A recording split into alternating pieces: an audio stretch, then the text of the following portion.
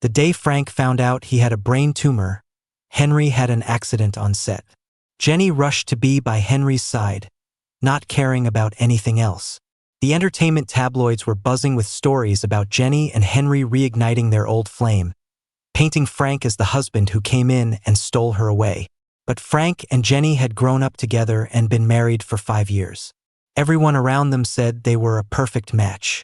Frank always thought so too, until now, realizing that childhood bonds couldn't compete with a sudden love. So he decided to let her go. It's been 24 hours since Henry's accident. They've missed the best time to control the public narrative. The top trending topic still features Jenny and Henry's names, with rumors about their rekindled romance flooding in and almost drowning Frank. After all this time, the trending topic hasn't been taken down, nor have the news stories been suppressed. This was Jenny's statement of where she stood with Henry. Frank sat in an empty living room, gripping the doctor's diagnosis paper tightly. He couldn't shake the doctor's words from his mind. Frank, the tumor is large.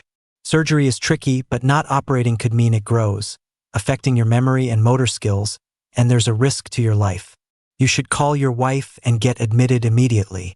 Frank called Jenny and didn't get into details, just asked her to come to the hospital.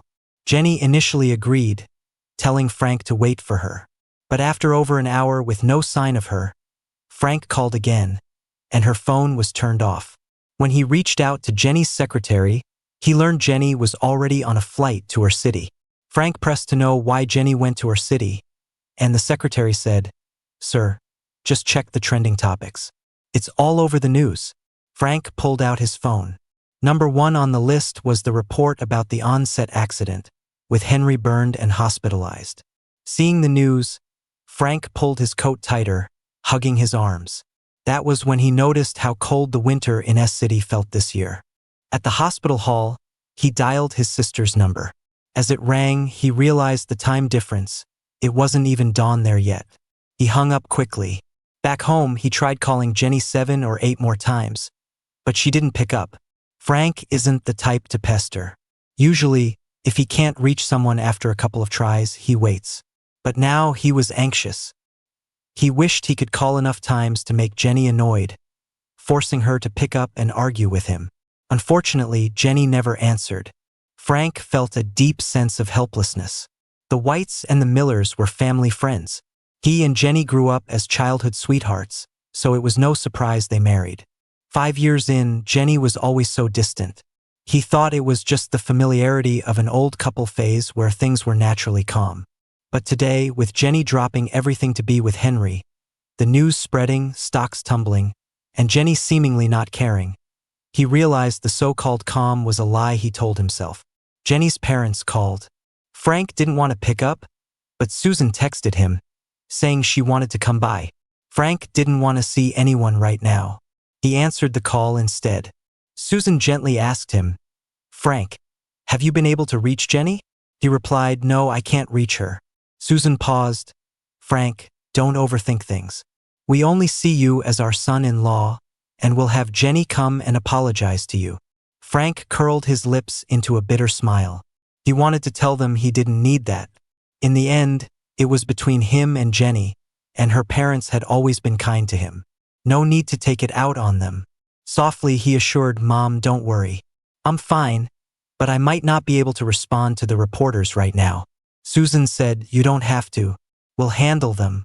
You just rest." Not long after hanging up with Susan, Jenny called. Frank answered and put it on speaker. Jenny's voice came through, cold and detached, as if he was just some irrelevant stranger. "Why so many calls at night? What's up?" He paused. "Nothing much." There was a moment of silence before he heard someone shout, "Jenny, Henry's awake. He's asking for you." "I'm coming," she replied. That was it. All he heard next was the click of the call ending. He let the disconnected tone drone on, not bothering to end it himself. Jenny had been with Henry since college, pulling apart and getting back together over and over. Frank and Jenny weren't in the same city then. He heard bits and pieces. He had liked Jenny since he was a teen. Jenny knew that. So when she was with Henry, he was heartbroken for a long time, watching from a distance as they seemed inseparable. He buried his feelings for Jenny deep down. Later, at a friend's wedding, Jenny caught the bride's bouquet and turned to confess to him. They were all friends. Frank didn't want to embarrass her, so he said yes. He tried explaining later, but from that day Jenny pursued him. As friends and family wished, they got married. Frank eagerly entered the marriage, but found it met with Jenny's coldness. Their days passed quietly like an unremarkable stream. But looking back now, Jenny had never forgotten Henry. So what was he to her? Just a tool to forget Henry? Frank clutched his chest in pain. Everything went dark, and he curled up on the couch, shivering uncontrollably. After some time, he calmed down and reached for his phone to call Melody. "I'm heading back to London in a few days," Frank said. "Is Jenny going with you?"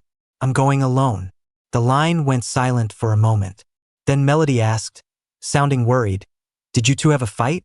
Standing by the open window, feeling the cold wind sting his eyes, Frank felt his nose tingle at her question.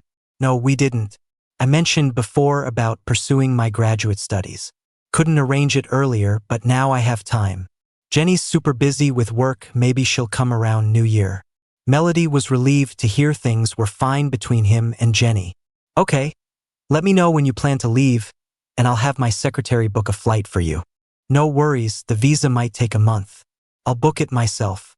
Once I have my flight, I'll let you know so you can pick me up." The siblings chatted a bit more before hanging up. Frank folded up the diagnosis paper and hid it away. Jenny came back a week later, but she wasn't alone. She brought Henry back from City R, settling him next door in the villa Melody had bought for Frank. The keys were handed over when he got married, though he rarely stayed there. Occasionally, a housekeeper would come to clean. Now, it turned out Henry had moved in. In his relationship with Jenny, Frank had always been the one to give in. He never voiced his needs or argued. Even when conflicts arose, he would always compromise and let it slide. This time, he really wanted to ask Jenny, "Is this okay?" But the words got stuck in his throat. Since he had already decided to leave, why bother? He watched Jenny for a moment in silence, then turned back to organizing the bookshelf. Jenny, feeling the weight of Frank's indifferent and empty gaze from earlier, tried to explain. "He's just staying for a while, for convenience's sake with the medical team." Frank stayed silent, his back to her, and smirked sarcastically. He didn't argue with Jenny. Sure, but let Henry know that realtors might be bringing people to see the house soon. Could disturb him. Why sell the house? Are you short on money? Frank set the book he was holding into a box and looked up at her. Not at all. Melody gave me that house, but I never lived there. It's a waste, so I thought I'd sell it. Jenny looked puzzled. With the wealth of both families, there were lots of unused properties. She knew Frank was just making an excuse. She wanted to ask more, but Frank was clearly busy and uninterested in discussing it. Feeling out of place, she turned to leave and noticed the books were packed into boxes, realizing he wasn't just cleaning. "Why are you packing up the books?" "Just tidying up, taking them out for some air." Jenny nodded. As she was leaving, she remembered Frank's medical checkup. "Oh, about the health check, are you okay? I was in a rush that day and didn't get back to you." Frank paused, recalling the tumor in his brain that could burst any time. He shook his head slightly. "No big deal." Jenny acknowledged it with a nod. "Henry's injuries are serious, and his emotions are unstable, so I'll be over there often." Frank answered flatly, "Okay, do what you need to do." His tone was calm and unbothered. Jenny didn't think much of it and left for the next-door villa. Frank stood by the window, watching her leave, and let out a soft laugh. Everything about their home, the couch, the bed, the framed artwork, the curtains, even the slippers for guests, he had thoughtfully chosen. They were all pieces of his hopes for their marriage. A joke now. After packing up the books, Frank was about to call Jack for dinner when Jack preemptively called him. "Frank, check online." Browsing, Frank saw Henry and Jenny trending. Clicking through, Henry had posted something like, "Going full circle back to you, my heart's home." The picture showed a silhouette of Jenny, making soup. In the comments, fans were cheering their reunion, shipping them back together. A few bashed Frank, claiming he forced Henry away to marry Jenny and now deserved to be dumped by her. Revenge for separating their beloved pair. Frank scrolled silently until Jack broke the silence over the phone. "Frank, what's going on? Did you and Jenny split?" His pause was brief. "Not yet." Jack cursed angrily. "Then why's she running around with that jerk?" Frank chuckled lightly. "Calm down. I was just about to invite you to dinner, and then you called. Are you home? I'll come pick you up." Frank smiled. "Sure, I'm too lazy to drive. Come over." Jack arrived quickly. Frank finished showering and changing just in time to meet him, and they headed to their usual spot, a cozy private dining place. After they ordered, Frank told Jack, "Help me find a lawyer. I'm planning to divorce Jenny." Jack looked at him worriedly, and Frank brushed it off with a shrug. "I have a tumor in my brain, need surgery. I've started my visa application, planning to head to London once that's sorted." The news hit Jack hard. His eyes welled up immediately. "When did this happen? What did the doctor say? Have you told your parents?" Rapid-fire questions, all filled with concern. "The day Henry had his accident, the doctor asked me to get Jenny, but she was so focused on finding Henry. This surgery of mine is risky and requires a family member's signature. I need to go back to my parents for it." Jack's tears fell immediately. "Don't be upset. It's not worth it for such a person." "I'll go with you," Frank said, wiping Jack's tears with a smile. "Don't worry, I'm fine now." When they got back after dinner, Jenny was sitting in the living room. "Where'd you go?" "I had dinner with Jack." Frank took off his coat, put down his bag, changed his shoes, and sat opposite Jenny. "We've been talking for years about making that wish trip, but we never went. Can you go this year?" Frank was referring to going to Les. Frank heard somewhere a rumor that their relationship had a hurdle, and it required their sincere prayers to achieve happiness. Jenny found it ridiculous and never paid attention to it. Now, when Frank mentioned it again, Jenny replied, "It's just nonsense, you've remembered it this long, but with Henry's situation now, we just can't go. Maybe after the holidays." Frank expected her rejection, but this time she mentioned going after the holidays. In the past, he would have been thrilled at the thought of booking tickets and planning. But now he felt calm, responding with a simple leaving it at that. Jenny felt that Frank had become strangely quiet recently, making him seem unfamiliar. She looked around the room and felt something was missing. "Did you take down our wedding photo?" "I took it down to clean the frame." With her phone in hand, there was silence between them. Frank got up to wash up. Upstairs, after he finished showering and drying his hair, he saw Jenny sitting at the bedside with his phone. "Jack called earlier, said he's been in touch with the lawyer. He'll send you their contact info." Frank's expression changed slightly, wondering what else Jack might have said. He just gave a faint okay. Jenny looked at him, as if trying to see through him. "Why do you need a lawyer?" Frank relaxed a bit, subconsciously lowering his eyes. "Helping a friend. Just go through Leo, no need to trouble Jack," Jenny said coldly. "Not a close friend. Didn't want to use someone from the company." Frank replied with a seamless excuse, surprising even himself. Jenny had already showered before Frank got home. After he lay down, she did too. But once in bed, Frank didn't touch his phone, just turned away and remained silent. It struck Jenny how mundane they had become. Was it guilt? Since she returned from our city, Frank had changed. There was an awkwardness between them. She turned towards him, wrapping her arms around his waist. "What's wrong?" she asked. Frank stiffened slightly. Jenny noticed. She only then realized how long it had been since they had any intimacy. She moved closer, only for Frank to turn and gently push her away. "I'm tired, let's sleep," he said. Jenny lay down and asked, "Are you mad about Henry?"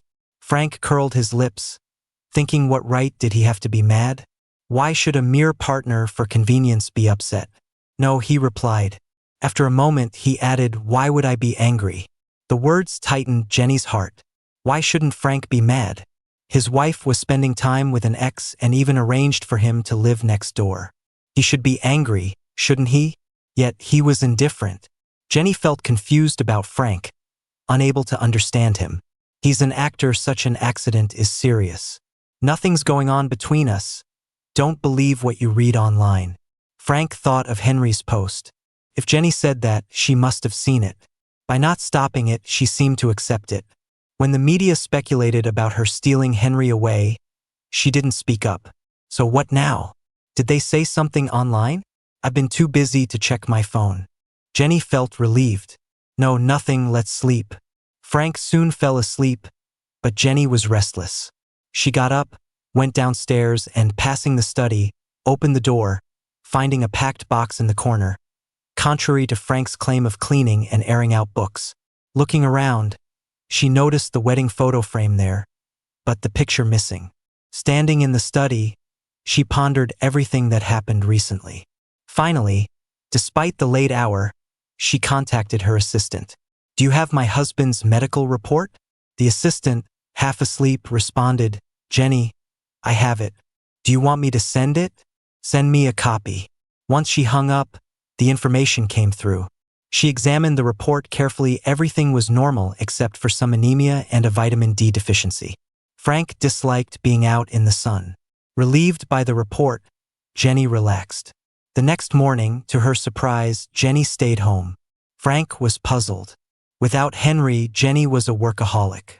Even with Henry, it was surprising she was still at home at that hour. Frank came downstairs. Jenny closed her phone and stood up from the couch. I booked afternoon tickets to Lessa. Pack up, we're heading to the airport soon. Frank was confused by her sudden decision, raising an eyebrow. Seeing his reaction, Jenny explained, I just remembered our anniversary's coming up. Thought we could spend a couple of days there, celebrate, and then come back. Frank didn't ask about leaving Henry behind. For years, no matter if it was a birthday, anniversary, or just a regular date, Frank planned everything. Jenny would show up if she was free, and if not, Frank would go alone. So when she came up with this plan today, it was like a thunderbolt in the dead of winter, leaving him confused. Was it because of last night's little incident? Sudden guilt? Trying to make it up to him? Frank took a deep breath and decided to treat it as a farewell trip. After breakfast, he packed up clothes for the cold and items to deal with high-altitude sickness. Soon, after their things were packed, they headed to the airport, where Frank handled check-in and luggage. They got into the waiting area smoothly. With some time before boarding, Frank decided to grab coffee. But when he returned, Jenny was nowhere to be seen. At first, he thought she had gone to the restroom, but after waiting with no sign of her, he called her. Out of breath, Jenny told him, Frank, I can't make it. You go first, I'll meet you in a couple of days. Standing there, his face turned pale, and his hand with the coffee trembled.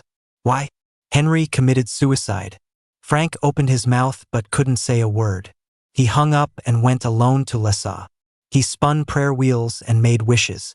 But his wish changed from hoping to grow old with Jenny to wishing for his own peace and health.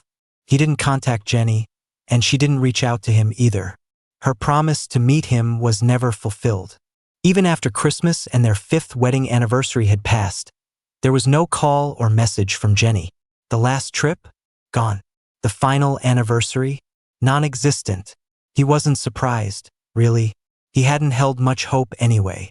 Yet, after so many years together, it still hurt. A deep, sharp pain. Back from Lessa, Frank went straight to see a lawyer. Given his wish for a quick divorce, the lawyer suggested Frank discuss with Jenny to sign a divorce agreement and then handle the rest, like the division of property, later. Frank hesitated, unsure if initiating a divorce now meant facing the entire Miller family. He felt awkward confronting Jenny's parents if they tried to talk him out of it. He was just too tired to deal with it all. Frank asked, if I leave and authorize you to act on my behalf, can you sign the divorce papers with Jenny and then I can finalize it with her later? The lawyer, Simon, calmly looked at Frank and nodded. Sure, we can do that. Just need you to sign an authorization contract. After signing the contract and authorization, Frank and Simon left the building.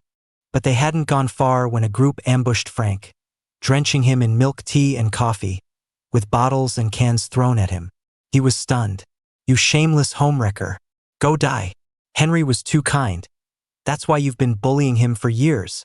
Insults came from all directions, and as someone shoved him, he fell to the ground. Simon, who had already turned back, noticed Frank being attacked and rushed over with security. "Stop! What are you doing?" Simon called out while pulling Frank up and told a security guard, "Call the police." One guard was stunned but complied, while another helped Simon with Frank. Frank was a mess, completely covered in stains and dirt. Addressing the angry young women, Simon sternly asked, "Who sent you? Do you know this is illegal?" The leader, acting like a delinquent, sneered at Simon's words. "Illegal? We're correcting a wrong. This vile guy bullied our Henry for years." Simon, aware of recent news, asked, "This Henry, you mean Henry? Stop playing dumb. So Henry sent you here?" The girl, filled with arrogance, declared, "Henry's too kind-hearted, that's why we can't stand him being bullied." Simon sneered, "Well, let's see if Henry shows up to help you at the station." The cops arrived quickly. Simon took Frank back to the office to wash up and change before heading to the police station for a statement. On the way, Simon checked his phone and saw videos of Frank being attacked had gone viral, with countless comments insulting Frank. Seeing this, Frank's eyes were cold. "Simon, besides the divorce, I want you to handle this too. Sue everyone who's cursed me, like the posters with over 500 likes. And those who hit me today, I'm not letting them get away." Simon nodded. "Don't worry, Frank. I'll handle all of it." After finishing at the police station, Frank felt exhausted. "Frank, let me take you home." Frank shook his head, saying, "No need, Simon. You go ahead. I want to take a walk." With much left to handle, Simon didn't argue and sent a message to Jack. "Jack, Frank's not doing well."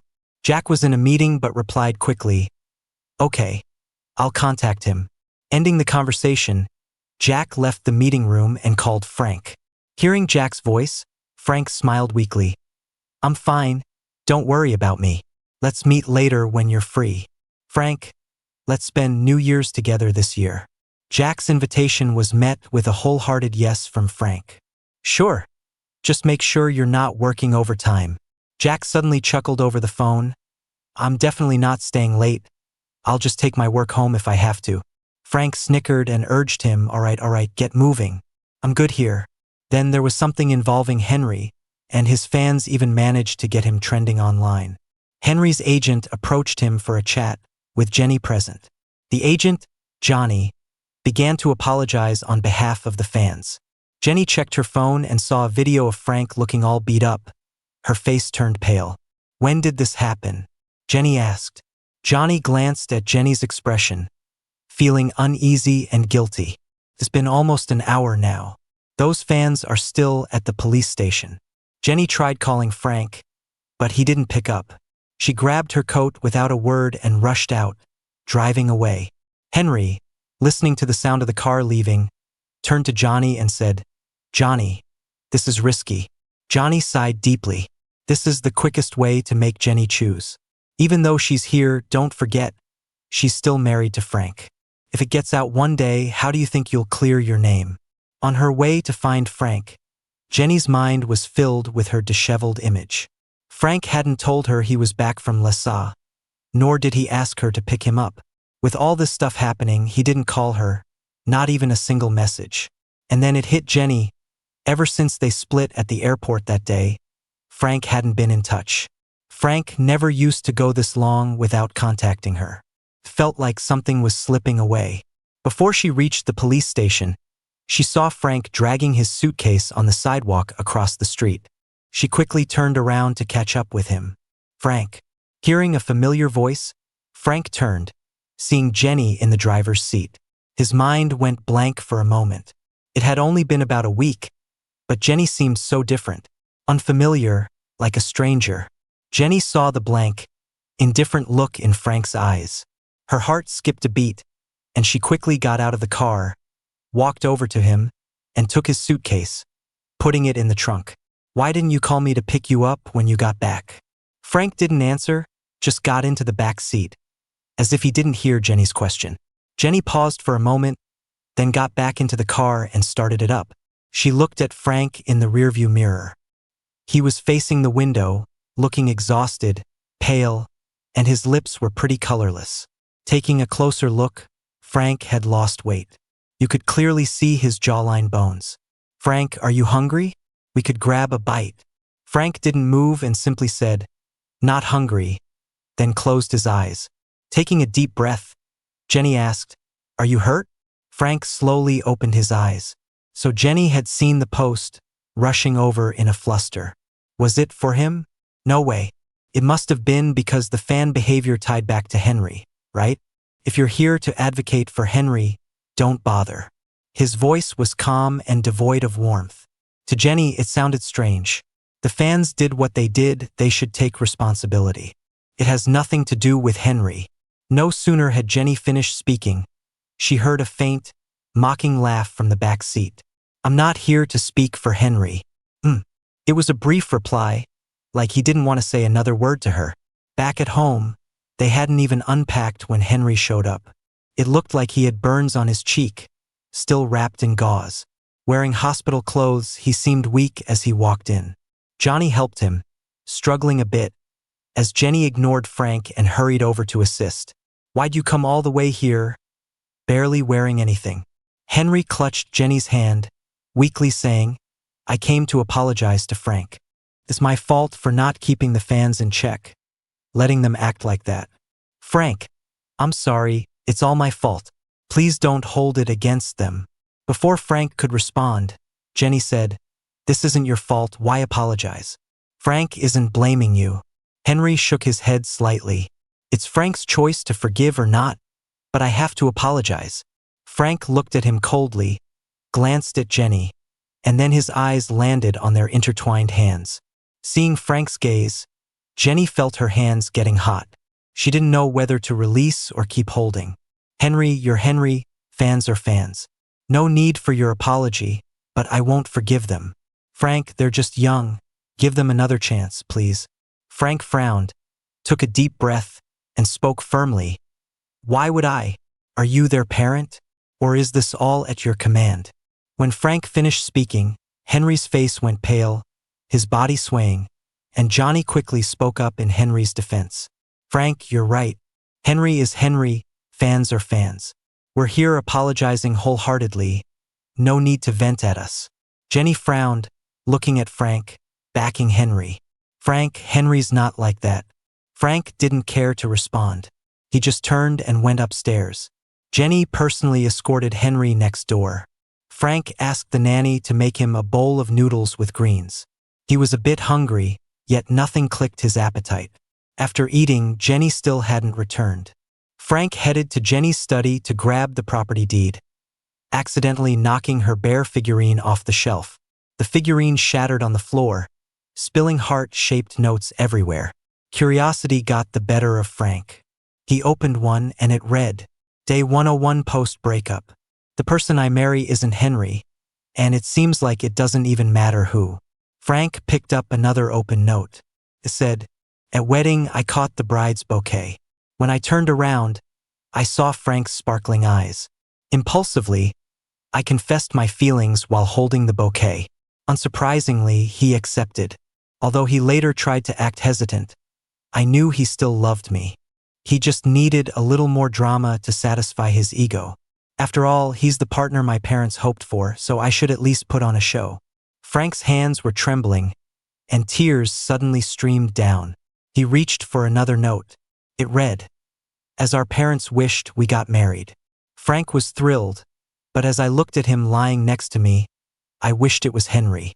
A small resentment grew inside me. If it weren't for him, maybe my parents wouldn't have disliked Henry so much. I neglected him, but he acted like he didn't care, which was really dull.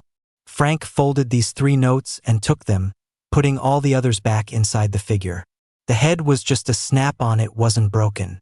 He twisted it back in place and returned it as if nothing happened. All those years of love were just a joke. Jenny disappeared for 2 days.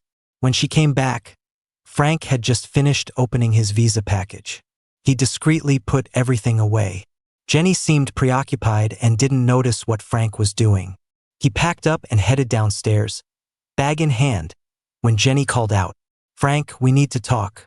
Frank turned to her and calmly asked, "What's up?" "Henry attempted suicide. He's just been saved." I need your help with something. Frank paused, then walked over and sat down. Tell me what you need. Jenny bit her lip, clearly conflicted. Frank just quietly waited for her to continue. I need us to get a temporary divorce. Henry needs me right now. Frank looked at her silently, then nodded slightly. Okay. Do we need to get a divorce certificate? Frank asked. Yes. Then let's go now. On the way to the civil affairs office, Jenny's heart felt empty and anxious. Frank agreed so calmly, without asking when they'd get back together. Did he trust her that much? Once he recovers, we'll get our certificate back, Jenny said. Frank nodded slightly. Yeah, I understand. As he spoke, he was also booking a flight. With the divorce done, he could leave on the afternoon flight. It conveniently didn't require any layovers. The divorce was processed quickly. Jenny said, Frank, you also need to make a public statement. Say we were divorced before, and Henry didn't break up our marriage. Holding the divorce certificate, Frank looked at Jenny and slowly smiled, though his eyes felt stingingly wet as he smiled. Okay. After dropping him home, Jenny headed to see Henry, probably to tell him she was divorced. Frank had already packed his things, quickly loading his suitcase. He confirmed all documents were in place and had his pack stuff ready for the movers. Jack took time off to drive him to the airport. After Frank went through airport security, Jack headed back to work. Once aboard the plane, Frank posted online. Jenny and I have been divorced. Best wishes to her and Henry, tagging both Jenny and Henry. When the flight attendant announced the plane would soon take off and to switch phones to airplane mode, Frank typed a short post. Just 2 words. Goodbye. Henry cried to Jenny, saying he never got over her. He just pretended to forget but went crazy with jealousy seeing Jenny and Frank together. He hated himself for being so weak back then and not persisting. He said he wouldn't survive without Jenny. Since they split, he's been depressed and struggled with insomnia. He pleaded with Jenny to pity him. Frank, even after the divorce, was still seen as the privileged son of the whites. Henry was not. He had nothing. Jenny was his entire world. If Jenny didn't want him, Henry felt no will to live. Jenny still cared for Henry. She never fully let go. While they might not rekindle their old flame, she couldn't let Henry die. He needed to live. She rushed to the hospital right after getting the divorce certificate. Henry held her tightly, but her thoughts kept drifting to Frank's teary smile. She wondered what Frank was doing right then. While Henry followed the doctor's orders and rested, Jenny messaged Frank on WeChat. Frank, what are you doing? He didn't reply, as if the message vanished. She sent another, wanna have hot pot tonight? It's been a while. Still no answer. She checked online, it was quiet. Frank hadn't posted the statement. She thought of quickly going home while Henry slept. Before she left the elevator, she saw Frank had posted, We've been divorced. Blessings to Jenny and Henry, tagging them both. Frank had disabled comments. Suddenly, her phone lit with calls. Jenny answered her mom's call, explaining it was fake, they were only temporarily divorced. Her mom yelled at her, saying to contact Frank and that they should come home for dinner. Jenny agreed and tried calling Frank. His phone was off. Looking back at Frank's posts, she noticed he had added another, just the words goodbye. She felt a wave of panic as she hurried back to the villa. The housekeeper was off today. The whole place was silent. She called out for Frank, but got no response. She glanced at the entryway and noticed the spot where Frank usually left his bag was empty. She opened the shoe cabinet. Frank's shoes were gone. Only hers and a few disposable slippers remained. Suddenly panicking, she looked back at where the wedding photo used to hang, still bare. She remembered Frank saying he needed to clean the frame. That was days ago, how hasn't he finished yet? Calling Frank's name, she rushed upstairs. The bedroom was empty. Frank's clothes had vanished from the closet. The dressing table was bare, his skincare products gone. She hurried into the walk-in closet. It was all empty. No way. Just a few hours, how did he clear out so fast? She thought about how Frank had been packing the study. Those boxes she'd seen, all gone. The bookshelves and desk were empty. Standing in the study, her whole body felt weak. She dialed Frank's number repeatedly, only to hear it was turned off. Frantically, she called again and went into the bathroom, realizing it was all spotless. Frank had moved everything out. She texted Frank, "Frank, where are you? We're only fake divorced, it's fake." Jenny figured Frank must have moved to another house. She drove around to all their apartments and villas. Not a trace of Frank anywhere. Coming back home, she noticed an agent looking at the house next door. She quickly ran over. "This house isn't for sale." The agent looked puzzled, then double-checked the address, confirming they weren't in the wrong place. "This is Frank's house, right?" "I'm his wife," Jenny said.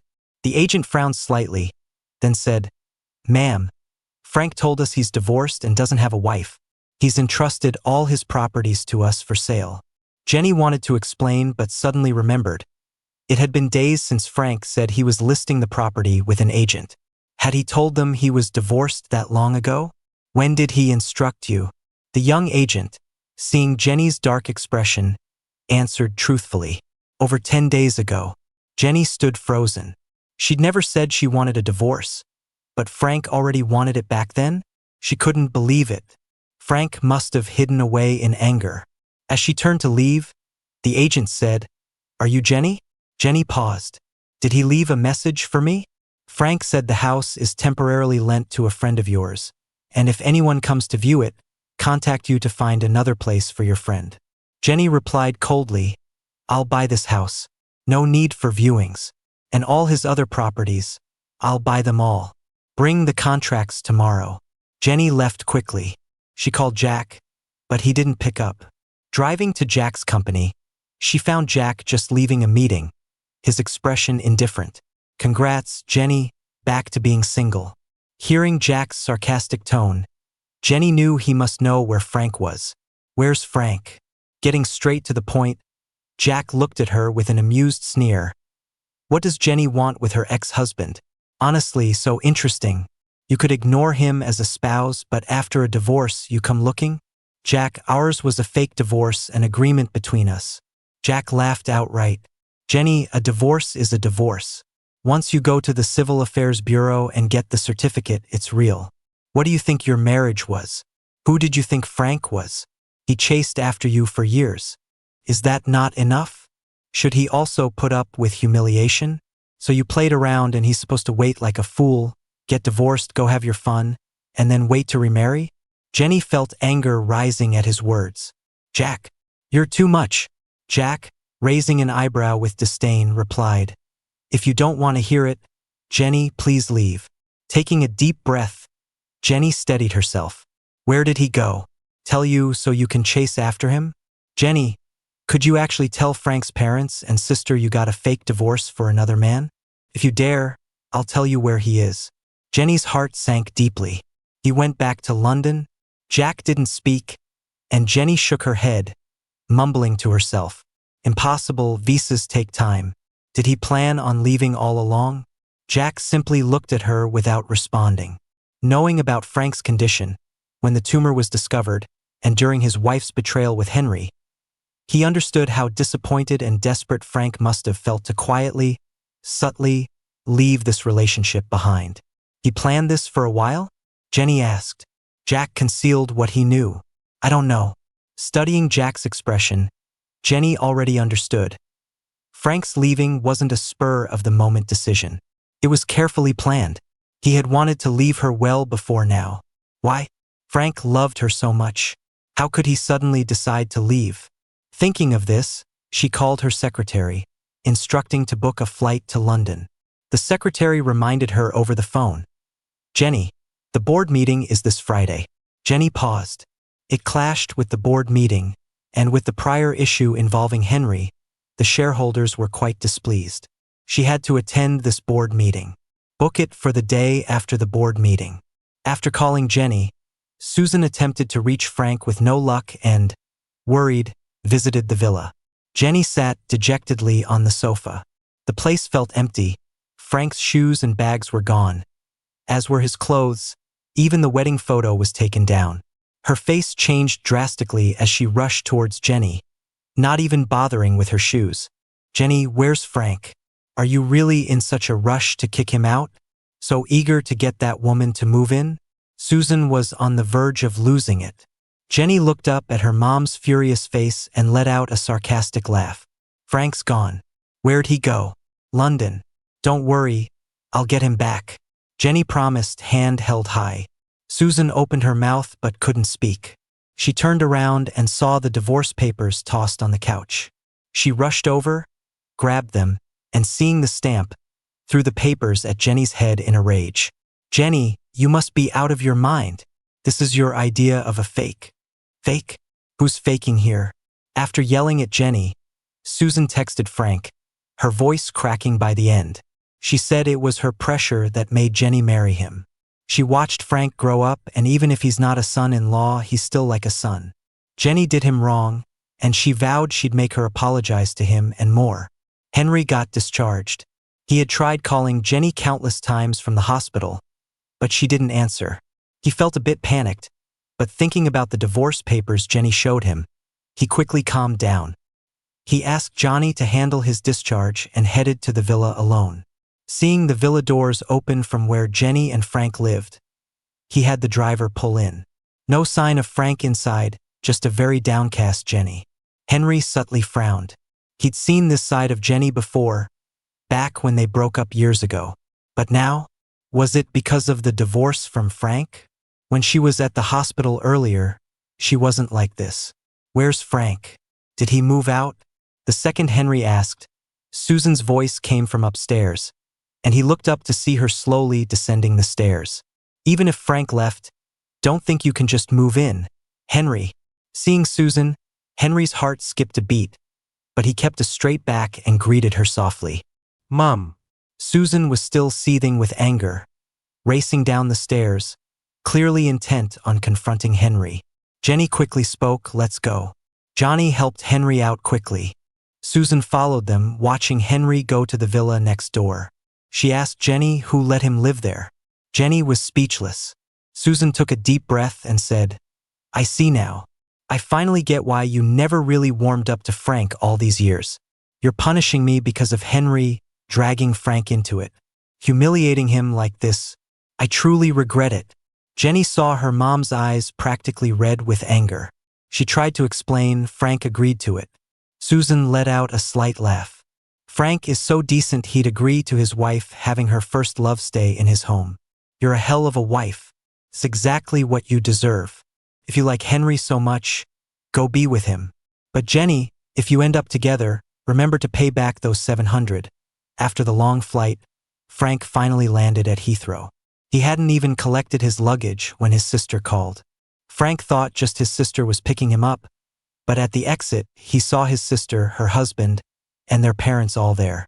Tears welled up as he bit his lip, rushing with his suitcase towards them. Dad, Mom, why are you here? Frank's mom looked at him tenderly. Frank, you've lost weight. His brother-in-law chimed in, they've missed you. Once they heard you're coming, they couldn't just stay home. Frank looked at his brother-in-law, who handed him flowers softly saying, Welcome home, Frank. Frank took the bouquet and hugged him. Thanks, bro. Melody, seeing him like that, gently ruffled his hair. Coming alone to London, looking worn and thin, something serious must have happened between him and Jenny. But he didn't share, so they didn't pry. Back in the familiar warmth of home, surrounded by family who cared the most, Frank's spirits lifted. His sister even threw a little party to celebrate his return, leaving Frank amused. I'm not a teenager anymore. This is embarrassing. Melody smiled affectionately at him. You'll always be my little brother. Frank's parents nodded, in our hearts too. His brother-in-law came out with coffee, smiling, in mine as well. Their young nephew ran out from the room, tossing aside his toys, shouting, Uncle, me too, in my heart too. Frank scooped him up, chuckling and tousling his hair. After a bite to eat, Frank went to bed, needing to shake off the exhaustion and jet lag.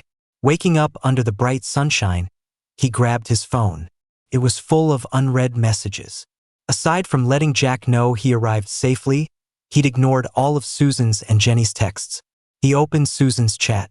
So many messages, some with voice notes, and finally, an apology asking for him to confirm he made it okay. Taking a deep breath, Frank video called Susan back. After all, even if he and Jenny are divorced, the Millers and the Whites had ties going way back. They might continue crossing paths. The elders never wronged him, and he couldn't ignore Manners as the younger one. Susan picked up almost immediately. Frank still called her mom, then said, "I'm sorry to you and Dad for keeping you in the dark. Jenny and I are divorced." Susan was quiet for a moment and then said, "We wronged you. Are you in London now?"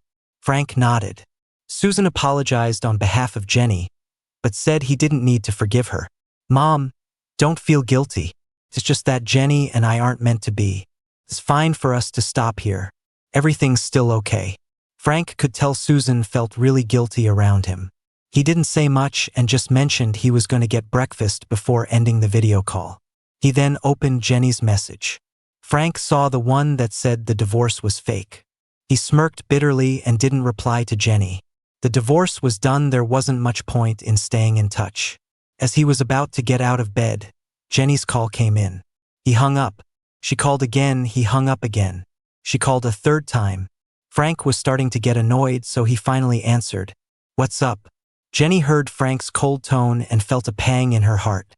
He sounded like a stranger. "Frank, are you in London?" Frank frowned and repeated, "If you got something to say, just say it." Jenny was taken aback. She paused before asking, "Frank, what do you mean? What do you mean? What do I mean? Why did you leave home without saying anything?" Frank chuckled lightly, feeling a bit cynical. In the past, when he'd be gone for a day or two or three, Jenny never seemed to care. Now she wanted to ask, "Do I have to report my whereabouts to my ex-wife?" Jenny said firmly, "Our divorce is fake. Didn't we agree on that?" Frank's expression darkened as he replied coolly, "Jenny, we got a divorce certificate that means we're divorced. Legally, we have no relationship." Hearing Frank's words, Jenny crushed the wine glass in her hand. Wine and blood mixed, staining the carpet. "Frank, you tricked me. You lied to me." Frank bit his lip, his vision blurred. How could he have tricked her? If there was any trickery, it was him who got tricked. "Jenny, I didn't make you go to Henry. I didn't make Henry take those actions. The gossip in town made me a joke. I never criticized you, never questioned you, never fought with you. I never pushed for this divorce. You asked for it and I agreed. How is that me lying to you?" By the end, Frank's voice was choked. Jenny felt a pang in her heart. She had never heard Frank speak so much at once. She had never seen him so upset. But through his words, she understood. Henry and I are in the past. There's nothing between us. The person I love is you, Frank. I love you. Hearing Jenny say she loved him didn't make Frank happy. It made him feel sad. Since the day they married, Jenny had never sincerely said those words to him. Turns out she could say it after all. "But Jenny, I don't love you anymore. Let's not contact each other again. I don't want to hear your voice, and I don't want to know anything more about you." Frank was about to hang up when Jenny said, "Frank, we need to talk face to face. There's a board meeting on Friday. I booked a flight to London for Saturday. Let's talk when I get there. Blame me or hate me, it's all my fault. I'm sorry for the misunderstanding. Frank, we're still husband and wife." Frank said calmly, "We're not husband and wife anymore, Jenny. Don't make me hate you." He hung up. Undeterred, Jenny kept calling. He simply blocked her. The words had already been spoken. The party was happening that night at the castle. Frank gave a speech and everyone else was dancing and having a great time. But before the party ended, Frank fainted and was rushed to the hospital. His tumor had burst, requiring emergency surgery. The family waited for over 10 hours outside the operating room. Frank's mom wanted to call Jenny, but Melody stopped her. "Mom, don't. Frank doesn't want to see her." Frank's mom didn't have time to figure out what exactly had happened. Her whole heart was with Frank. Frank made it through. He woke up in the ICU a day later. His situation could be worse. The Whites had a top-notch medical team, so Frank went home to recover. Frank's mom took care of him closely. While sorting through his luggage, she found the divorce papers and the medical diagnosis from over a month ago, and it broke her heart. Such a big thing, and he hadn't told them in advance. If they hadn't come to London in time, if something had happened mid-flight or on the way, What would Frank have done? Seeing the date on the divorce papers, Frank's mom took a photo and contacted someone back home to find out why they divorced. Upon learning it was because of Henry, Frank's mom was trembling with anger. "I won't let him get away with this," Melody said. "Mom, let's deal with it after Frank's better." If Jenny hadn't been irresponsible, that little star wouldn't have had anything to do with Frank. Ultimately, it's Jenny's fault. Frank's mom lamented. Frank put his whole heart into her. "I should never have agreed to that marriage." Melody gently patted Frank's mom's arm to comfort her. On Saturday morning, City was foggy and snowy by the time Jenny headed to the airport. All flights were delayed with a strong snowstorm expected, so flying wasn't possible for the next few days. Jenny canceled her flight and got her driver to take her to our city, thinking she could fly from there. But unfortunately, a car accident on the highway made her miss her flight, and with the snowstorm hitting our city too, Jenny was stuck there. She called Frank, but couldn't get through. She tried a new number, and after it rang for a while, someone finally picked up. "Frank, there's a snowstorm here. The plane can't take off, so it'll be a few days before I can get there." There was silence on the other end, no sound for a long time, and Jenny frowned a bit. "Frank, are you listening?" Vivien listened to the call, watching Frank sleep soundly in bed. Her eyes were cold, like 1,000-year-old ice. After a long silence, she eventually spoke in a low voice. "Frank's asleep. I'll tell him when he wakes up. May I ask who's calling?" The voice was unfamiliar. It wasn't Melody or the Whites picking up Frank's calls. At that instant, Jenny felt a rush of blood. "Who are you?" Jenny demanded sharply. Vivien recognized the anger in her voice, but just chuckled indifferently, filled with mockery. "Who do you think I am? The person here with him right now." Vivien spoke unhurriedly, slowly, and calmly. Jenny's mind raced with all sorts of images. She and Frank were just pretending to be divorced. Yet, in just a few days, there was already someone else by Frank's side. "Who exactly are you? Stay away from Frank." Vivien curled her lips, then hung up the phone. She looked up at Frank in bed. As she was about to put the phone away, she noticed Frank quietly watching her. Vivien felt a bit awkward. She had answered his call without permission and had mocked Jenny. Frank might be upset. "Frank, I'm sorry." Frank smiled slightly. "Why sorry? I should be thanking Miss Vivien for performing that surgery and saving my life." Thinking about that surgery still made Vivien a bit anxious. It was the most dangerous surgery she'd ever performed, and the patient on the table was the boy she'd secretly liked for years. If she hadn't saved him, she probably never would have returned to the surgery room again. That tumor was dangerous. "You should have had surgery back home." Frank looked at her, and though this woman was not only his surgeon but also his sister's best friend, Frank never dared to get too close to her. The way she looked at him always felt invasive. Back then, he was young and scared without knowing why. In retrospect, it was her determined affection. Frank's sister had mentioned Vivien's way of doing things, and Frank had an idea. "I'm divorced from Jenny." Vivien looked at him. He hadn't told anyone, but all these years, she'd been following Frank's life closely. She knew about the divorce before the Whites did. She also learned about the tumor in his head. So, she returned to the country coincidentally on the same flight. His mood was bad, and he hadn't noticed her. If he had paid attention, he would have seen they were sitting very close. Back at the Whites, she waited for Frank to tell them to call her for his checkup, but the call never came. At the dance, she asked him to dance, and then he fainted. Taking him to the hospital, her legs were weak. She kept telling herself to stay calm to perform the surgery. As Frank listened to her calm recounting, he furrowed his brow slightly, puzzled. "Miss Vivien, you already knew about this?" Vivien gave a slight smile, carelessly taking a pen from her pocket. "Aunt saw your divorce papers in your luggage, so now the whole family knows." Frank was momentarily speechless. "Is that so?" Vivien noted Frank's data for the day. Hearing his words, she slowly glanced over. Frank responded, "It's nothing." The room's atmosphere tensed, and Vivien abruptly spoke. "Just call me Vivien, Miss Vivien. Sounds too distant." Frank's eyes shifted slightly. "Is that appropriate?" Vivien smirked, raising an eyebrow at Frank. I don't want you as a brother. Choose between Vivien and Miss Vivien. Frank sighed softly, resigned to comply. The lifesaver's words were law. Vivien closed her notebook, putting the pen back. How about a little test run of my name? Vivien asked seriously.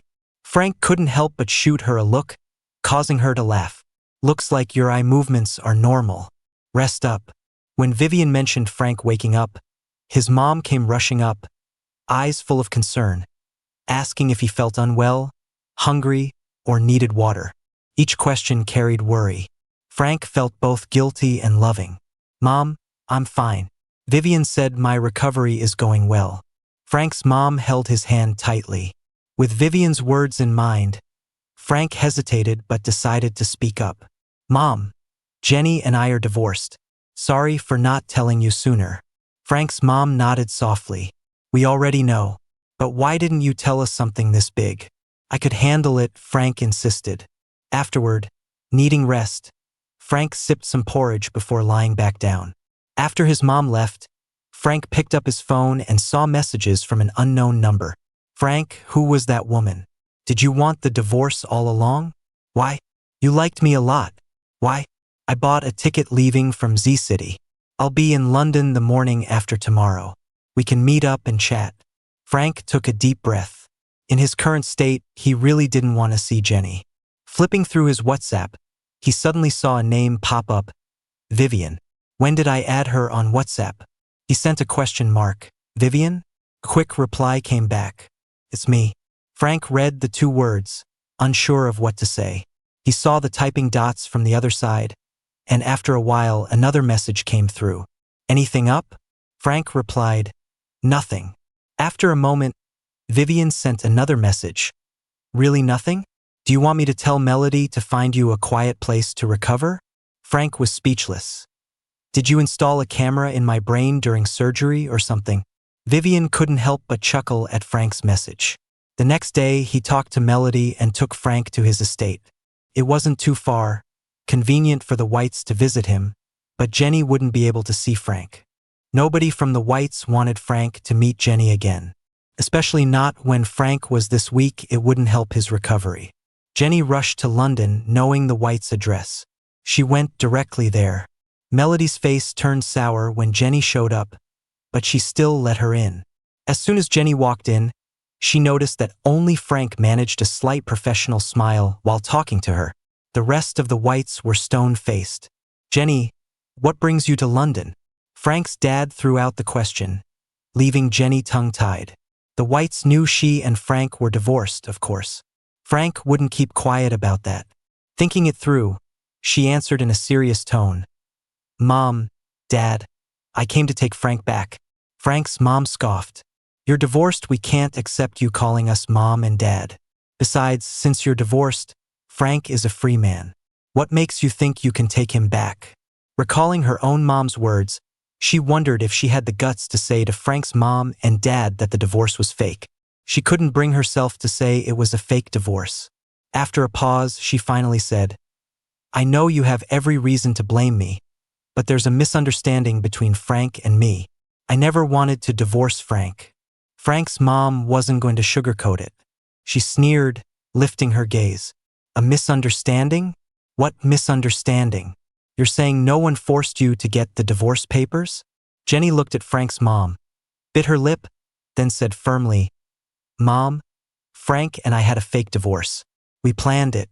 Melody couldn't listen any longer, her expression turning icy. Jenny, was that your plan? Was it Frank who suggested a fake divorce? Or was it you? Jenny couldn't say a word. Melody chuckled lightly, not talking. Huh? So it was you who proposed the fake divorce? Frank's a kind guy. He's young and studied in the country. He hasn't met many people, and his heart was set on you. You knew he liked you, loved you, so you took advantage of his love to push him around? You think we're all dead? Get out. Jenny watched Melody's anger, feeling a chill. She bit her lip and said, I know I did Frank wrong, but I love him. You can do whatever to me, but let me see Frank. We need to talk. The Whites stayed silent. Frank forced a professional smile as he looked at Jenny. Jenny, it's not us keeping you from seeing Frank. He's out taking a break, not home. Call him yourself and arrange to meet. You're both adults now. It's up to you. We're about to have lunch. Are you staying or? Jenny saw their expressions. Frank must really not be home if he said so himself. Naturally, she wouldn't stick around for lunch. After Jenny left, she tried calling and texting Frank, but it was like sending messages into a void. She waited around the White's place but never saw Frank. That's when she started believing he really wasn't home. Frank learned that Jenny was in London. In his weak state, he didn't want to see Jenny, so he avoided her. More than 10 days passed and Melody dropped by. Has Jenny contacted you again? She hasn't left yet, still hanging around our family's place every day. Frank looked at Melody, taking a deep breath. Sometimes I really want to call the cops. Melody patted him gently. If it weren't for Uncle's sake, I would have called them already. How are you recovering? You look better than a few days ago. As she spoke, Melody sized Frank up, her expression shifting to a slight frown. You even look a bit healthier. Frank chuckled awkwardly. Vivien's cooking is pretty good. Lately, she's been force-feeding me late-night snacks. After Frank mentioned it, Melody seemed puzzled. What did you say? Vivien can cook? She knows how to make food? Frank paused for a moment, then asked Melody. Doesn't she? She's been freeloading at our place since she was a teen. She always said she couldn't cook, that she came over just to eat. I've never had a single dish made by her. What's she been making for you? Frank was surprised to learn this about Vivien. Seeing his sister in a jealous rage, Frank chose to keep quiet. Melody took a look around and asked, "Where's Vivien?" And with that, she got up to go find her. Vivien was actually downstairs in the kitchen. Melody, used to finding her on the second or third floor, had come straight upstairs without checking the kitchen. Now she ran down to find Vivien wearing glasses, sleeves rolled up, apron tied, fully focused on slicing fish and removing bones. Melody came closer and saw the slices were super thin, almost see-through. What are you making? Seafood porridge, Vivien responded casually. Melody grabbed her by the neck, looking dramatically shocked. You can make seafood porridge? I fed you for so many years and haven't even had your fried rice. You jerk. Vivien gently pushed her away and said with a knowing look, You think you deserve to eat my cooking, Melody? We've been friends for ages, and if you were worth it, you'd have eaten already. Go reflect on why you haven't. Melody squinted, watching her intently. You're not joking? Vivien adjusted her glasses with the back of her hand, then laughed. I'm not joking about this. Melody took a deep breath, quietly sizing up her longtime friend, thinking it through seriously. She couldn't come up with a reason to argue. He just got divorced. Right, he's divorced now. Melody smirked. All these years and I never noticed, you little… Vivien ignored her, chuckling carelessly. As Melody drove away from the estate, she suddenly remembered she hadn't actually done what she'd come for, to suggest Frank meet Jenny and then send her off. Her lurking by the door every day was irritating. Thinking of this, Melody turned the car back. Frank nodded at his sister's suggestion. That afternoon, Frank was in relatively good spirits. He changed clothes, put on a hat, and Vivien drove him to a cafe, waiting nearby. Frank settled in the cafe, ordered a dessert, and sent Jenny the address. It was a bit of a drive, so it took Jenny over 20 minutes to arrive. She marched straight, overseeing Frank in the corner. Frank. He looked at her calmly. Sit down, what would you like to drink? Jenny turned to order a coffee. Before she could speak, Frank said, Melody told me you've been outside my house waiting for me.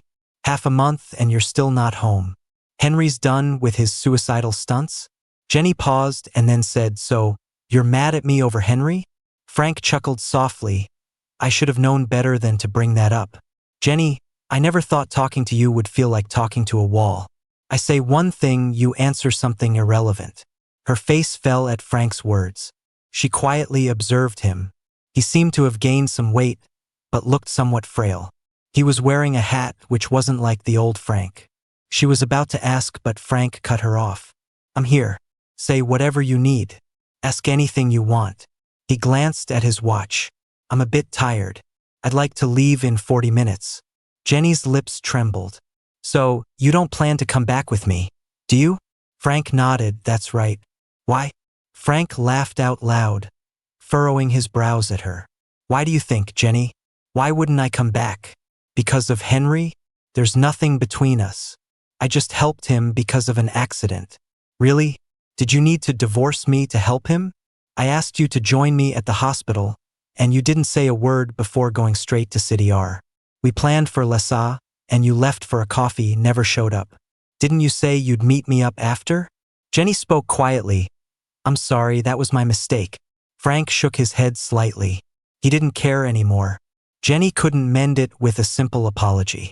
Divorce meant they were better off apart, no apologies necessary. I'm not after an apology. I'm just giving an example. Jenny, my heart's been dead. I don't need an apology. I don't want forgiveness. I don't want to see you anymore. Frank's voice was rough, while Jenny bit her lip, her eyes reddening. Frank, why did your love fade so quickly? I'm unprepared and defenseless. Jenny, seriously? At least I loved you. What about you? You walked all over me and then had the nerve to act affectionate in front of my family? How can you claim to love me? Jenny froze, stunned by Frank's words. Was she really mistreating him in their marriage? She hadn't. She hadn't stayed in touch with Henry for years. She kept to the boundaries of a married woman. Henry might have been special, but never above Frank. She just wanted Henry to live well. There are misunderstandings between us. I can apologize for Henry, but I really love you, or I wouldn't be here. Frank covered his face with his hands, eventually lowering them. I'd love to ignore Henry, but I can't. Before the mess, how often did we travel? Did you ever plan an anniversary? Organize my birthday? We talked about wishes in Lessa years past, and it never happened. It took Henry's unexpected incident for me to see clearly. What I'd been holding on to was all for nothing, worthless. Jenny felt suffocated by the weight on her chest. She had no words or defenses against Frank's accusations. So when I talked about a fake divorce, you were thinking about a real one when you went to get the divorce papers? That's right. I'd already lined up a lawyer to talk divorce, but I hadn't made up my mind yet. Then you suggested a fake divorce. Jenny, we were destined to split up. Jenny felt regret. If I'd known you felt this way, I wouldn't have suggested a fake divorce. Well, I'm glad we're done. Frank sighed with relief. Jenny, let's end it here. No one would believe you love me with the way you've acted. Stop shouting slogans, it's nauseating. Let's just keep things cordial when we run into each other. After Frank finished speaking, Jenny shook her head repeatedly. Frank, it's not like that, not at all. I was wrong before. Give me another chance, I'll change, I promise I will. She spoke desperately, her words jumbled. Frank felt a sudden wave of disgust. I should go. You should too. Frank was about to leave, but Jenny held on to him. He was too weak to struggle, so he sat there quietly. He slowly took off his hat, revealing a bald head with a surgical scar. It looked like a centipede. Jenny's face turned pale with shock. What happened to you? Frank gave a sad smile. Jenny, the day I called you to the hospital, it was because they diagnosed a brain tumor. I needed immediate surgery, needed a family member's signature. I might have died on the operating table, but you went to see Henry. Jenny stepped back, shaking her head. Why didn't you tell me? What would telling you have done? Jenny, would it have ended with you saying, Frank, you're even faking illness now? I'm lucky I got back in time. The attack happened when I was with family, and I lived. Jenny, I don't love you anymore. Stop bothering me. Jenny stood there like she'd been plunged into a cold hell. Looking at Frank's surgical scar, she realized she'd lost him for good. After facing life and death, Frank had completely let her go. He once loved her so much, but now he was done. She was frantic, her words chaotic. She wanted to keep him but had no more ways to do so. Frank, this isn't fair. You sentenced me without saying anything. It's not fair to me. Fair? Jenny, I didn't tell you I wanted a divorce and we got one. Just like you didn't tell me you married me without loving me. You were one thing and I was another. If you really break it down, it's me who was done wrong. Who's gonna give me back those 5 years? Jenny felt completely hopeless. She asked incredulously, "Did you see what was inside the bear's figure?" Frank didn't answer, just stared at her. His gaze pierced her like a sword, leaving her with nowhere to hide. "Frank, those don't count. Back then You can say back then doesn't count, but all 5 years of our marriage matched what you wrote and hid in that figure. I knew about your coldness and just hoped one day it'd change. That's all." Frank put his hat back on, picked up his bag, and stood up. He paid the bill and left the cafe. Vivien had already pulled the car around, waiting for him. Seeing him come out, Vivien got out, opened the car door, and buckled Frank in. She placed his bag in the back seat. Jenny watched this woman, remembered the voice on the phone, and rushed out to chase them. "Frank, who is she?" Vivien had just opened the door, but hearing Jenny's question, she responded icily, "I'm his admirer." "Got a problem with that? Ex-wife?" If looks could kill, Jenny would have killed Vivien 1,000 times over. Vivien chuckled at Jenny. "Head back home soon. Don't want something bad happening in the UK. Do you?" Vivien's eyes were sharp. She loathed Jenny, had for 5 years, and found her even more unpleasant now. If Jenny continued to linger in London bothering Frank, the Whites might be unable to do anything, but Vivien could. Listening to Vivien, Frank spoke up, "Vivien, let's go." Since some older relatives weren't on social media much, Frank quickly posted a status update from the car to announce his divorce from Jenny. After that, he tucked away his phone and leaned back for a nap. "Feeling tired? Want to stretch out and sleep in the back?" Vivien asked with concern while driving. Frank opened his eyes and looked at her, smiling. "We're almost home. I can hang in there." His phone buzzed with WeChat messages, probably questions about the divorce. Too tired to answer, he decided to just turn it off. Henry logged into Jenny's alternate account and saw Frank's divorce announcement, sharing it again. Then someone speculated that Frank and Jenny's divorce was recent, not before, claiming it was to clear Henry's name from being the other man. Once that idea surfaced, people recalled seeing Frank and Jenny at the Civil Affairs office the day Frank posted the status. And Henry? He'd been with Jenny all along. Henry's agency needed to clear things up, and they needed Jenny to cooperate.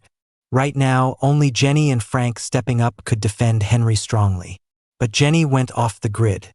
Henry couldn't reach her, so his agency had no choice but to share Frank's post.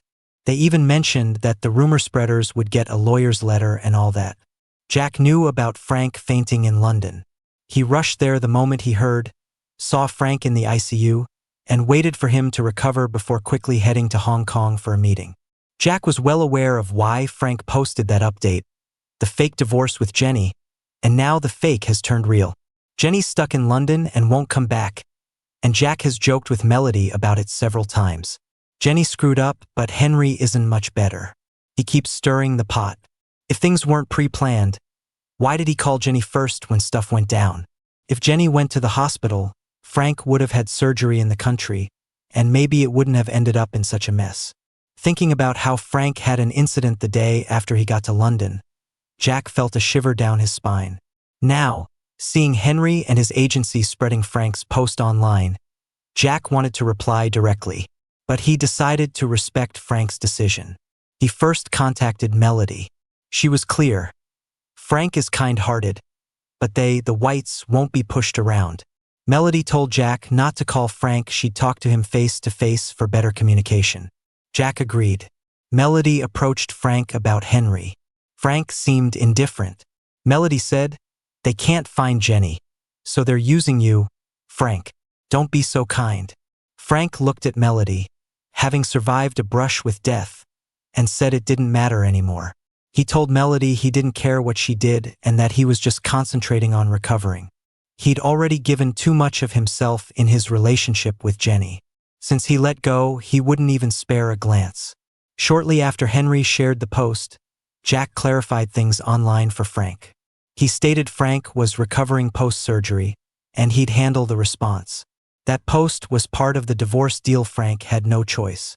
On the day of Henry's accident, Frank found out he had a tumor but couldn't wait for Jenny to be there for surgery since Henry's agent had whisked her away.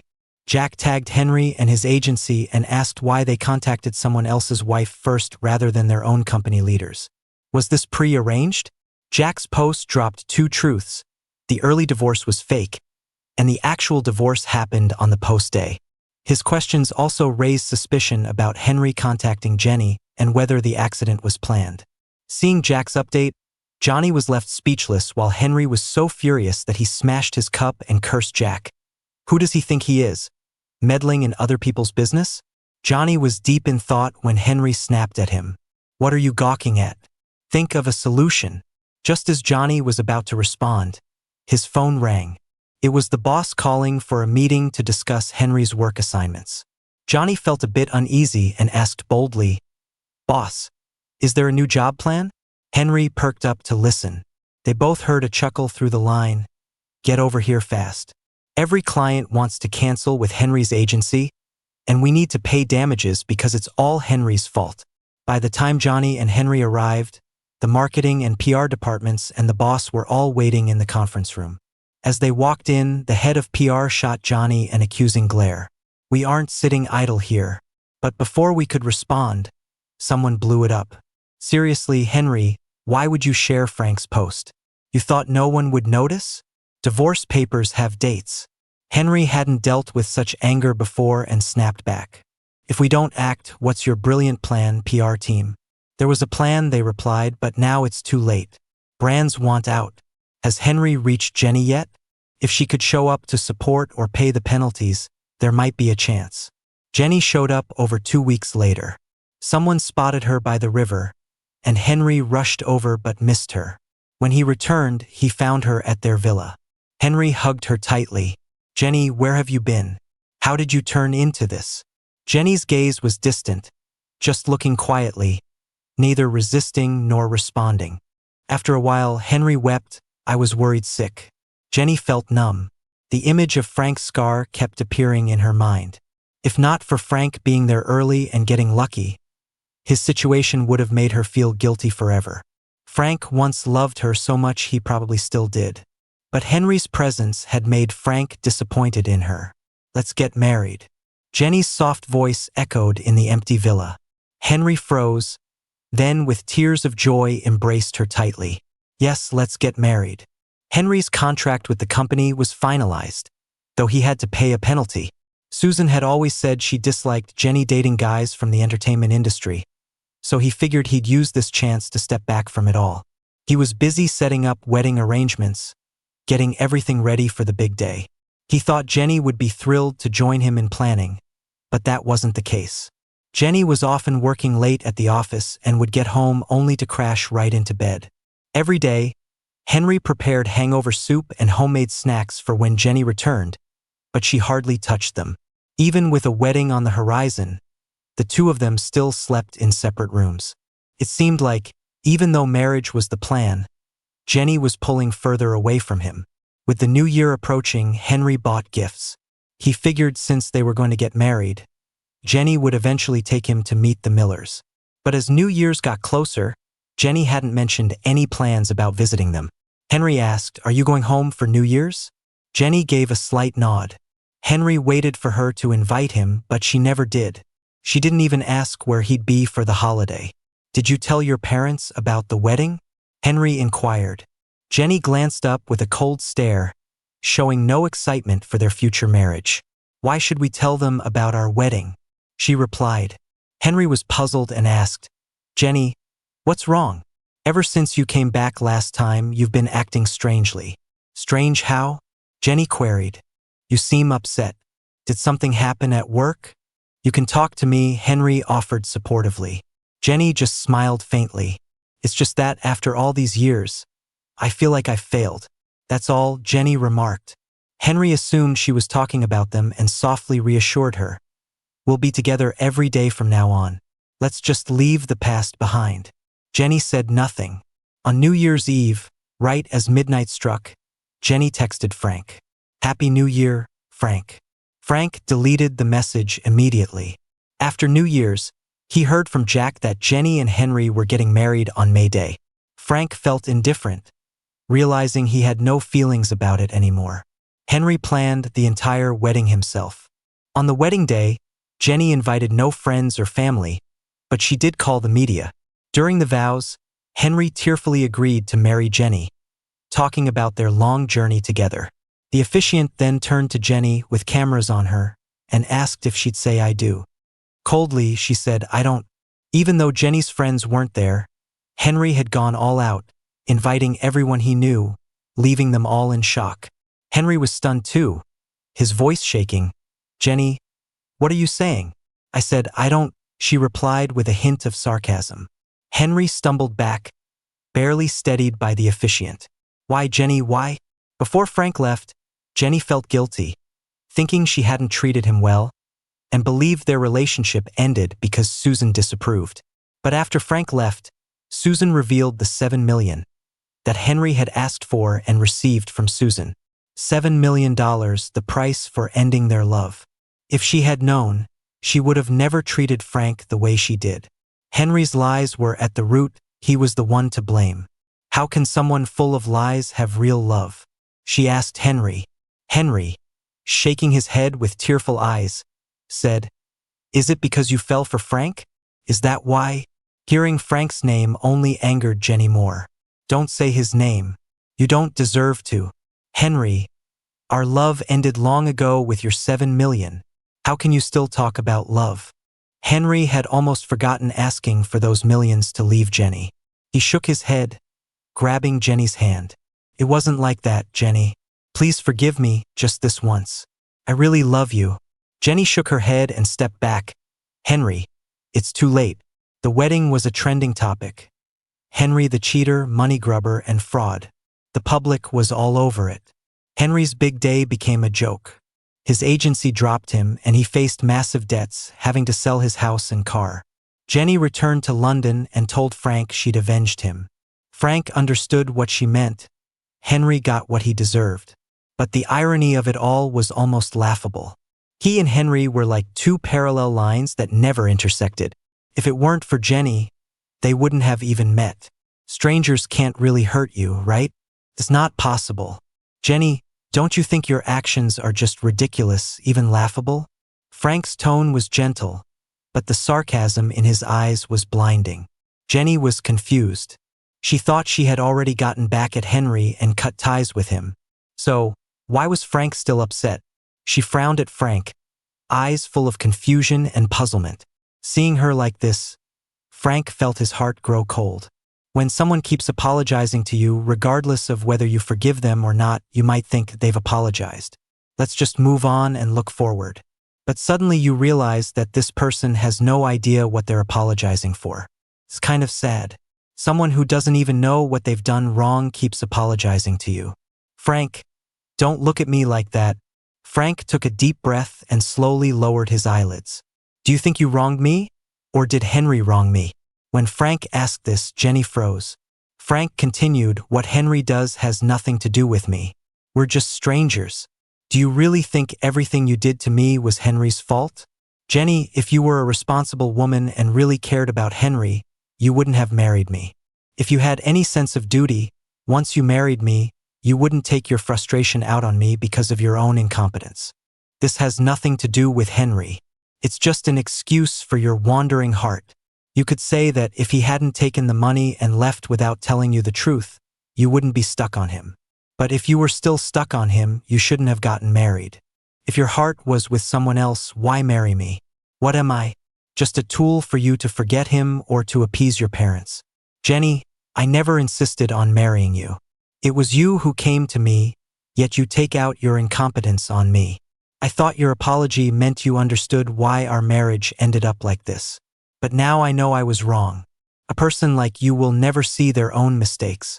You only blame others. Don't ever show up in front of me again. I don't want to see your face. It disgusts me." Frank turned to leave, and Jenny quickly grabbed his arm. "Frank, don't go. I know it's all my fault. I wronged you." Vivien, seeing them struggle from the car, quickly got out and walked over. "Jenny, let go of him." Vivien's voice rang out, and Jenny turned to look at her, eyes filled with anger. "Who do you think you are?" Vivien's gaze was icy, and Frank frowned slightly, then looked at Jenny. "Forgot to mention, She's my girlfriend. No way. Jenny shook her head frantically. The last time she saw Vivien coming and going from the Whites with Frank, bringing him to see her, she had doubts. But back then, she thought Frank loved her too much to ever leave. Now Vivien was by Frank's side today. Jenny's denial was met with calm faces from both Vivien and Frank. Vivien naturally wrapped her arm around Frank, and Frank smiled a little, leaning down to kiss Vivien's lips.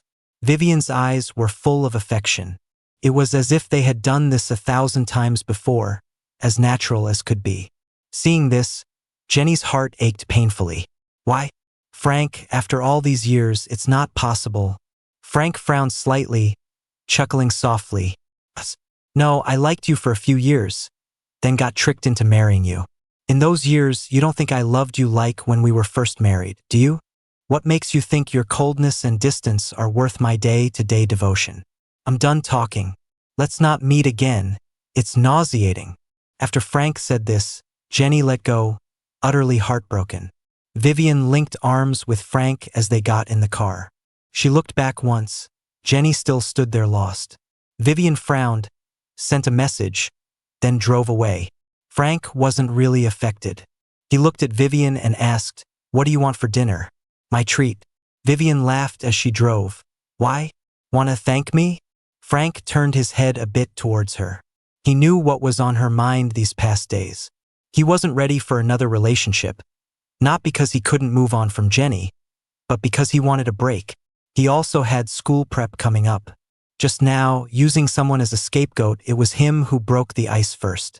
Can't leave things vague. I'm planning to go to grad school. Not really ready to jump into another marriage. Then maybe we can just date, be girlfriend and boyfriend. Vivien said casually, and Frank chuckled. Sure. The two of them started dating secretly, keeping it from the Whites. Melody knew what Vivien was thinking, but thought Frank had just gotten divorced, so it might take some time. She didn't expect them to get together so quickly, so it was a surprise to her too. Much later, Frank found out that the time Jenny came to London, she had a car accident and hurt her leg.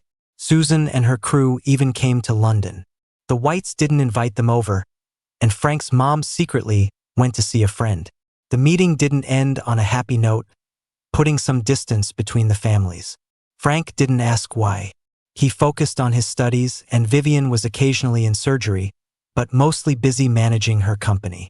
The next time he heard about the Millers was a call from Susan.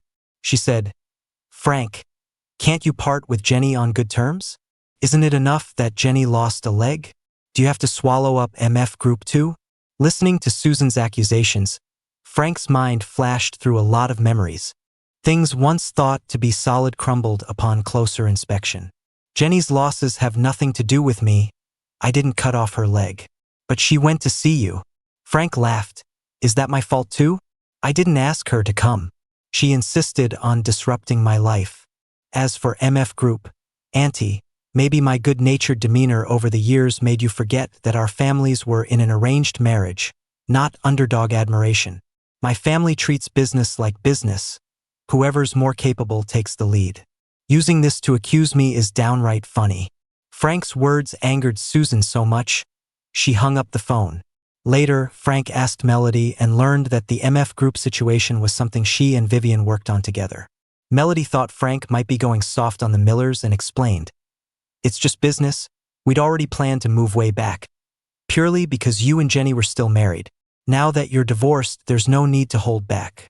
Frank looked at Melody. "No need to explain, I'm not involved in any of that." The next news about Henry was on social media trends. He was hospitalized, unrecognizable from the torment.